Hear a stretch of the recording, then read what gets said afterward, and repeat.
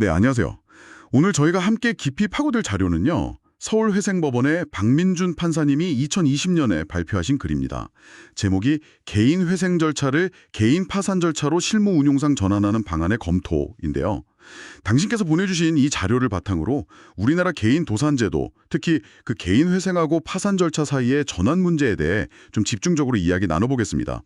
재정적으로 어려움을 겪는 분들이 어떤 선택을 하게 되고 또 제도는 어떻게 개선될 수 있을지 그 핵심을 좀 짚어보는 시간이 될 것 같아요. 자, 한번 시작해 볼까요? 네, 반갑습니다. 이 자료가 시의적절한 게 전 세계적으로 소득이나 재산이 거의 없는 우리가 보통 니나나 라일라라고 부르는 그런 채무자들이 늘고 있거든요. 이런 상황에서 한국 제도가 가진 어떤 현실적인 고민, 이걸 잘 보여주는 자료라고 생각합니다. 개인 회생을 신청은 했는데 이게 사실상 파산 상태에 더 가까운 분들을 어떻게 하면 좀 더 효율적으로 구제할 수 있을까? 이게 바로 핵심 질문인 거죠. 그렇죠. 우리나라에는 크게 개인 회생하고 개인 파산 이렇게 두 가지 제도가 있는 거잖아요. 간단히 생각하면 회생은 그래도 꾸준히 수입이 있어서 빚을 일부라도 갚아나갈 능력이 되는 분들, 파산은 그럴 능력이 좀 부족한 분들을 위한 제도다. 뭐 이렇게 알고 있는데요. 근데 이 자료에서는 실제로는 파산이 더 적합한 분들이 회생을 신청하는 경우가 꽤 많다고 지적하고 있어요. 이게 왜 그런 걸까요? 여러 가지 이유가 있을 수 있는데요. 가장 큰 건 아마도 파산에 대한 어떤 사회적인 낙인, 부정적인 시선 때문일 수 있고요. 또 어쩌면 파산 절차가 더 복잡하거나 어렵다고 느끼실 수도 있어요. 막연하게요. 그럴 수 있겠는데요. 뭔가 파산이라는 단어가 주는 무게감이 있으니까요. 네. 그리고 회생은 기본적으로 3년 동안 소득에서 이제 법정 최저 생계비를 제외한 나머지를 꾸준히 갚아나가야 하는 거잖아요. 근데 만약 소득이 불안정하거나 예상치 못한 지출이 생기면 이 약속을 지키기가 사실 굉장히 버겁습니다. 아, 그렇죠. 3년이면 짧은 기간이 아니니까요. 맞습니다. 실제로 자료에서도 언급되는데 2007년 이후로 개인회생 신청 건수는 좀 줄어든 반면에 파산 신청 건수는 오히려 늘어나는 추세가 있다는 거예요. 이게 뭘 의미하냐면 특히 저소득 채무자들이 회생 절차를 끝까지 완주하기가 그만큼 어렵다는 걸 보여주는 하나의 증거일 수 있다는 거죠. 허허, 그렇군요. 회생을 시작했지만 중도에 포기하거나 결국 파산으로 가게 되는 경우가 많다는 말씀이시네요. 네, 그렇습니다. 그래서 처음 어떤 절차를 선택하느냐가 그 채무자의 어떤 재기 가능성, 새 출발 가능성에 정말 큰 영향을 미치는데 이 첫 선택을 바꾸기가 현재로서는 좀 어렵다는 게 문제인 거죠. 그럼 다른 나라들은 이런 문제를 어떻게 다루고 있나요? 좀 더 유연한 방법들이 있을 것 같은데요. 자료에도 몇 가지 사례가 나왔던 것 같아요. 네, 맞아요. 흥미로운 사례들이 있습니다. 예를 들면 뉴질랜드에는 무자산 절차라고 NAP, No Asset Procedure라는 게 있고요. 영국에는 채무 구제 명령, DRO라는 제도가 있어요. 아, NAP랑 DRO요? 그건 어떤 건가요? 이건 정말로 소득하고 자산이 거의 없는 아주 극소액 채무자들을 위한 뭐랄까 초간편 파산 절차라고 보시면 됩니다. 복잡한 절차 없이 한 1년 정도면 면책을 받을 수 있도록 설계가 되어 있어요. 상당히 신속하죠. 와, 1년이요. 굉장히 빠르네요. 그럼 회생에서 파산으로 넘어가는 그런 제도도 있나요?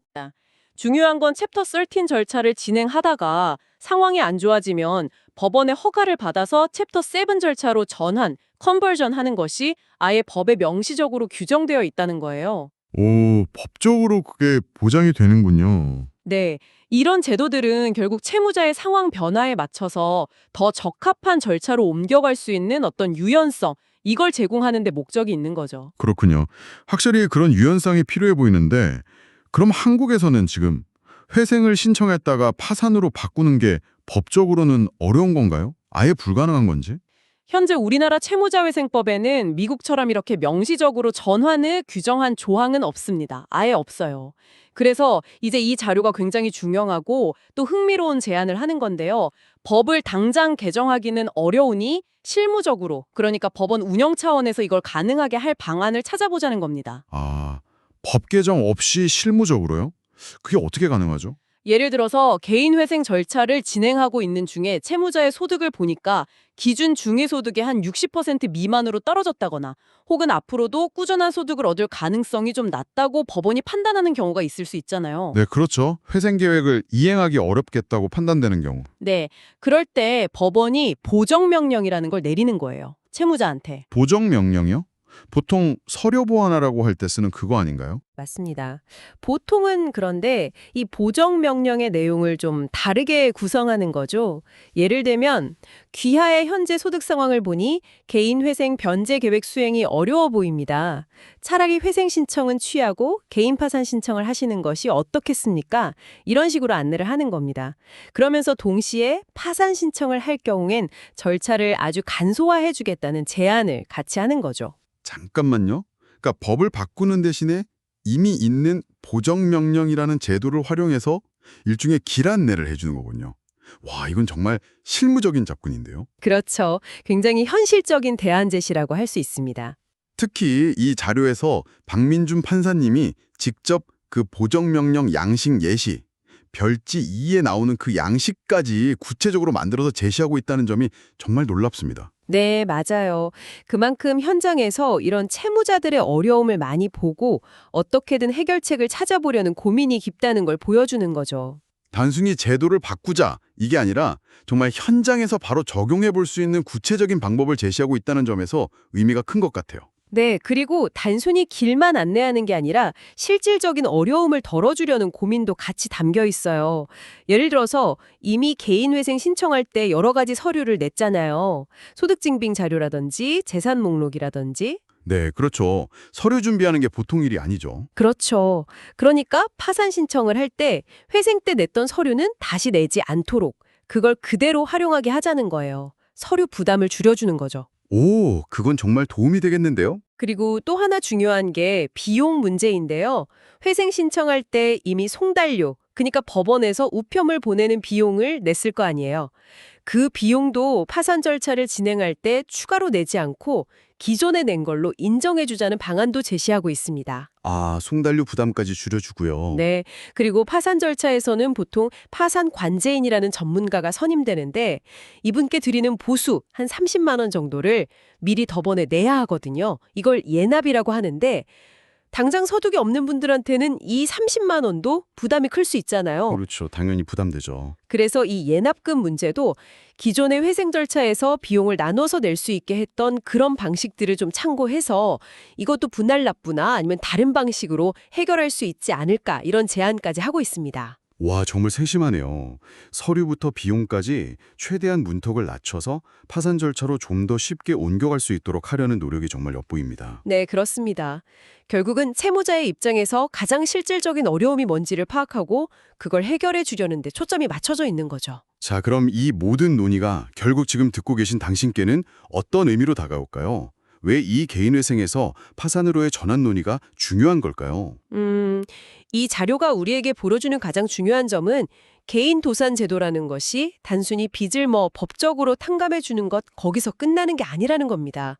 그보다는 재정적인 어려움에 처한 한 개인이 정말 현실적으로 다시 경제 활동을 하고 사회 구성원으로 일어설 수 있도록 돕는 과정, 하나의 중요한 사회적 안전망이라는 거죠. 사회적 안전망이요? 네. 네, 현재 우리나라 제도 하에서는 말씀드렸듯이 처음 선택, 즉 회생이냐 파산이냐 이게 굉장히 중요해요. 바꾸기가 어려우니까요. 하지만 살다 보면 상황은 계속 변하잖아요. 그래서 그 변화된 상황에 맞춰서 더 적합한 절차로 옮겨갈 수 있는 유연성, 즉 이 전환이라는 장치의 필요성이 매우 크다는 것을 이 자료가 잘 보여주고 있습니다. 그래서 만약 당신께서 관련 분야에서 일하고 계시거나 혹은 주변에 재정적 어려움을 겪는 분이 있다면 현재 우리 제도가 가진 이런 한계점과 또 개선 방향에 대한 논의를 이해하는 것 자체가 상당히 중요하다고 생각합니다. 특히 처음부터 소득이나 재산이 거의 없어서 사실상 파산 상태에 가까웠던 분들, 혹은 회생 절차를 진행하다가 실직이나 건강 악화 같은 이유로 소득이 크게 줄어든 분들 있잖아요.